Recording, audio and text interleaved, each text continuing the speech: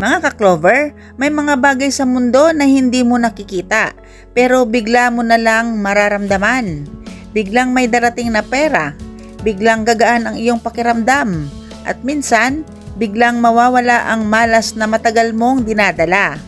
At ang nakakatakot dito, maraming tao ang hindi naniniwala, hanggang sa maranasan na nila mismo, pero ang tanong, handa ka bang malaman ang sikreto? Dahil ang mga simpleng halaman sa iyong bahay ay maaaring nagtatago ng kapangyarihan na kayang baguhin ang takbo ng iyong buhay. At kung gagawin mo ang mga ritual na ito, hindi ka lang basta swertihin. Magugulat ka sa mga blessings na darating sa iyo. Hindi lahat ng halaman ay ordinaryo. May mga halaman na sumisipsip ng negatibong enerhiya at may mga halamang naglalabas ng positibong vibration. Ang mga tinatawag na lucky plants ay parang tahimik na tagabantay ng iyong tahanan. Habang ikaw ay natutulog, habang ikaw ay pagod, sila ay patuloy na gumagana, tahimik ngunit makapangyarihan. Pero ito ang hindi alam ng karamihan. Kapag pinabayaan mo sila, kapag hindi mo sila nirespeto, ang enerhiya na dapat sana'y swerte ay maaaring maging kabaliktaran. Kung gusto mong maging epektibo ang iyong lucky plants, hindi sapat ang simpleng pagdidilig. Kailangan mo itong alagaan na parang may buhay na koneksyon sa iyo. Number 1, linisin ang paligid. Ang kalat ay parang magnet ng malas. Kapag ang halaman mo ay napapaligiran ng dumi, huwag kang magtaka kung bakit parang may mabigat na pakiramdam sa bahay mo. Number 2, alagaan ang bawat dahon. Ang tuyong dahon ay hindi lang patay. Ito ay simbolo ng natigil na swerte. Tanggalin mo ito agad dahil bawat patay na dahon ay maaaring umaharang sa paparating mong biyaya. Number 3, diligan na may intensyon. Habang nagdidilig ka, huwag kang tahimik. Sabihin mo, dumadaloy ang swerte at kasaganaan sa buhay ko.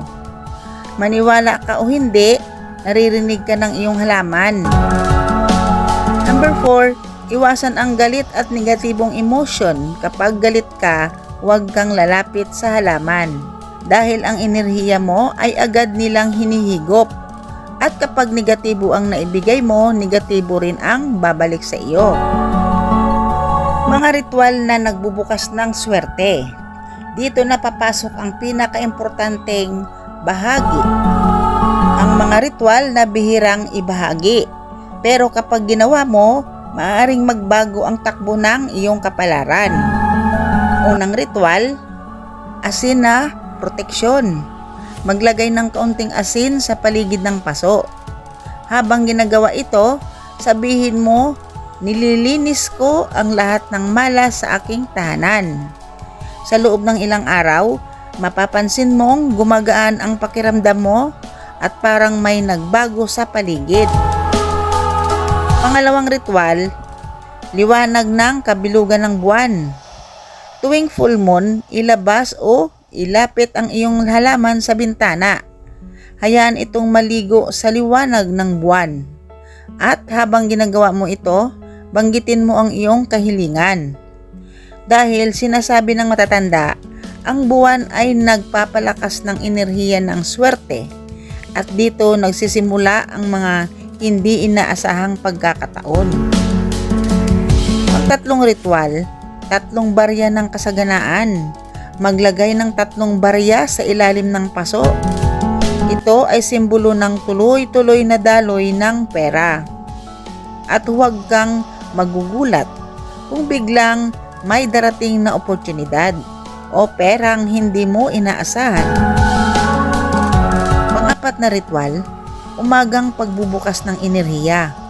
Tuwing umaga, hawakan ang iyong halaman at sabihin, binubuksan ko ang aking buhay sa swerte at pagpapala. Simple lang, pero napakalakas ng epekto. Pang-5 ritual, pasasalamat na may lakas. 1 beses sa 1 linggo. magpasalamat ka. Sabihin mo, salamat sa swerte at proteksyon. Dahil ang taong marunong magpasalamat ay mas lalong binibigyan. At kapag ginawa mo ang lahat ng ito, magugulat ka dahil ang mga bagay na matagal mong hinihintay ay kusang lalapit sa iyo. Mga oportunidad, dagdag kita, at mga blessings na hindi mo inaasahan. Pang-apat, babala. Pero tandaan mo ito, kapag pinabayaan mo ang iyong lucky plans, kapag hinayaan mong mamatay ang mga ito, parang sinira mo na rin ang pintuan ng swerte sa iyong buhay. At ayon sa paniniwala ng ilan, ang bahay na may patay na halaman ay madaling pasukin ng negatibong enerhiya. Kaya huwag mong hayaang mangyari iyon. Kapag may nakikita kang nag-yellowish sa iyong mga dahon ng iyong mga lucky plants, ay tanggalin mo na kaagad. Kasi iyan ang nagbibigay ng negatibong enerhiya. Tandaan niyo mga ka-clover, ang swerte ay hindi basta dumarating. Ito ay inaanyayahan, inaalagaan at pinapalakas. At ang mga halaman sa iyong paligid ay maaaring susi sa pagbabagong hinihintay mo. Kaya simulan mo na ngayon. Huwag mong baliwalain ang kanilang kapangyarihan. Dahil baka isang araw, magising ka na lang at ang buhay mo ay tuluyan ng nagbago. Alam mo ba na may mga simpleng bagay na kapag inilagay mo sa tabi ng iyong halaman ay lalo pang nagpapalakas ng enerhiya nito? Hindi ito aksidente. Ito ay mga sinaunang paniniwala na ipinasa sa bawat henerasyon. At kung gagawin mo ito sa tamang araw, mas lalong lalakas ang epekto. Mga barya at Chinese coins. Dapat ilagay mo ito sa araw ng Huwebes at Linggo. Subukan mong maglagay ng 3 barya o kung mas mabisa, mga Chinese coins sa paso o sa ilalim ng iyong halaman gaya ng sinabi ko kanina. Gawin mo ito sa araw ng Huwebes dahil ito ang araw na konektado sa paglago, oportunidad at pagpapalawak ng swerte. At uulitin mo rin ito sa araw ng Linggo, ang araw ng enerhiya, liwanag at bagong simula. Habang inilalagay mo ang mga barya, sabihin mo, pinapalakas ko ang daloy ng kasaganaan sa aking buhay.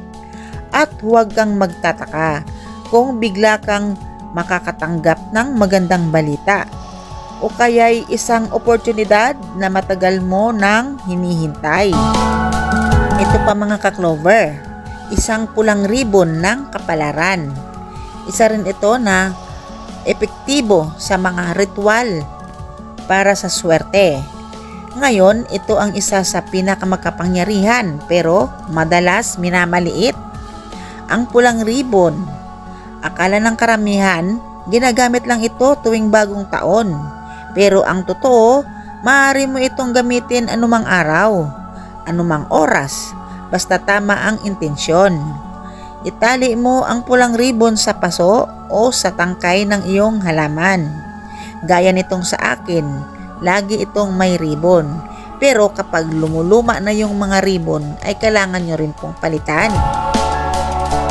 Habang ginagawa mo ito, isipin mo ang iyong pangarap, ang iyong gustong mangyari, ang buhay na nais mong makamit.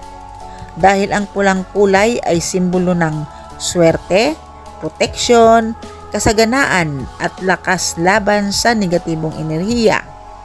Ito ay parang panangga na hindi lang umaakit ng swerte, kundi nagtataboy din ng malas. Kombinasyon ng ritual, mas malakas ang epekto. Kung pagsasamahin mo ang barya at pulang ribbon, lalo itong maging makapangyarihan. Isipin mo ito, isang halaman na may enerhiya ng buhay, sinamahan ng simbolo ng pera at pinoprotektahan ng pulang kulay. Hindi lang ito simpleng dekorasyon, ito ay nagiging sentro ng enerhiya ng swerte sa iyong tahanan. Pero tandaan mo ito, huwag mong gagawin ang mga ritual na ito ng pabiro o walang paniniwala dahil ang enerhiya ay tumutugon sa iyong intensyon. Kung gagawin mo ito ng tama, maaari kang mabigla dahil ang mga bagay na akala mo'y imposible ay unti-unting mangyayari sa iyong buhay. At may mga taong nagsasabing simula nang gawin nila ang simpleng ritual na ito, hindi lang pera ang dumating, kundi pati oportunidad, swerte at katahimikan ng kanilang isipan. Kaya ang tanong, handa ka bang subukan at makita ang pagbabagong maaaring mangyari sa iyong buhay?